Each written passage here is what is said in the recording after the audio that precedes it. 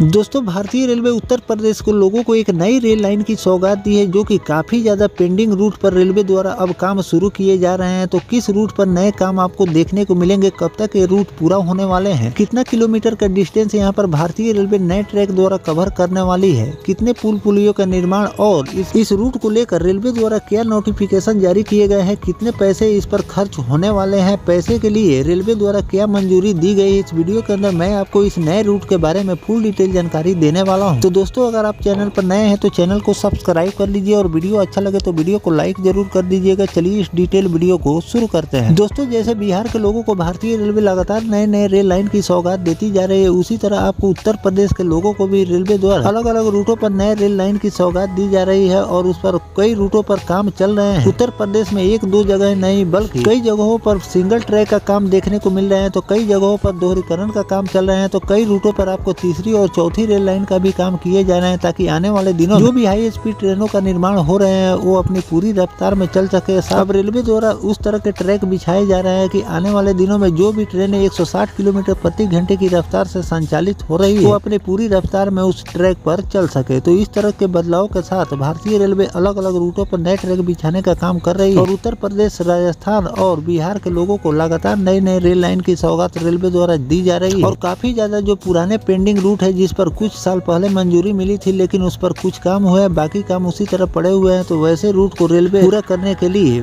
पैसे का आवंटन कर उस पर बहुत जल्द काम शुरू करने की तैयारी भी कर रही है। रिपोर्ट के आधार पर कई ऐसे रूट मैंने आपको बताए हैं जिस पर वर्षों से रूट पेंडिंग पड़ा हुआ था, उस पर रेलवे द्वारा कुछ काम किए गए थे, बाकी काम उसी तरह पेंडिंग पैसे के अभाव में पड़े हुए थे, वैसे रूट को भी रेलवे द्वारा कंप्लीट किए गए। और आज के वीडियो में मैं आपको ऐसे ही रूट के बारे में बताने वाला हूँ जो कि 2006 का ये पेंडिंग रूट है, जिस पर रेलवे द्वारा अब काम शुरू किए जा रहे हैं और लोगों को एक नई रेल कनेक्टिविटी मिलेगी और कहां से कहां के लिए ट्रैक बिछने वाले हैं। फुल डिटेल जानकारी मैं आपको इस वीडियो के अंदर देने वाला हूं। दोस्तों उत्तर प्रदेश के 7 गांवों में जमीन का अधिग्रहण अब तय हो गया है, क्योंकि जो छितौनी तमकुही रोड पर नई रेलवे लाइन बिछाने के लिए जरूरी है। रेलवे के बजट में इस गाँव की कुल 44.46 हेक्टेयर भूमि अधिग्रहण के साथ ही निर्माण कार्य के लिए धनराशि भी मंजूर की गई। इसे यूपी और बिहार के बॉर्डर क्षेत्र के लोगों को सीधा जुड़ाव होगा। यह परियोजना 2006 से शुरू की गई थी। अब गोरखपुर नरकटियागंज रेलखंड के पनियाहवा स्टेशन से छितौनी और तमकुही रोड तक रेल लाइन बिछाने का कार्य शुरू हुआ। कुल 67.70 किलोमीटर लंबा यह रेल लाइन 25 गाँव से होकर गुजरेगी, जिसमें 12 गाँव यूपी के कुशीनगर जिले में है और 13 गाँव बिहार के पश्चिम चंपारण जिले में आते हैं। रेलवे को इस रेल लाइन के लिए कुल 316 हेक्टेयर जमीन की जरूरत। वर्ष 2012 में पनियाहवा से छितौनी तक का कार्य पूरा होने के बाद इसके आगे का काम रुक गया था। पिछले बजट में इस परियोजना के लिए 10 करोड़ रुपए का बजट आवंटित किया गया था। अब छितौनी तमकुही रोड नई रेल लाइन के लिए पश्चिम चंपारण के 13 गाँवों में से 8 गाँव की 82.80 हेक्टेयर जमीन पहले ही अधिग्रहित हो चुकी है। वहीं कुशीनगर जिले में 12 गाँवों के लिए भूमि अधिग्रहण की प्रक्रिया जारी है। नई रेलवे लाइन निर्माण भदौरा से शुरू होकर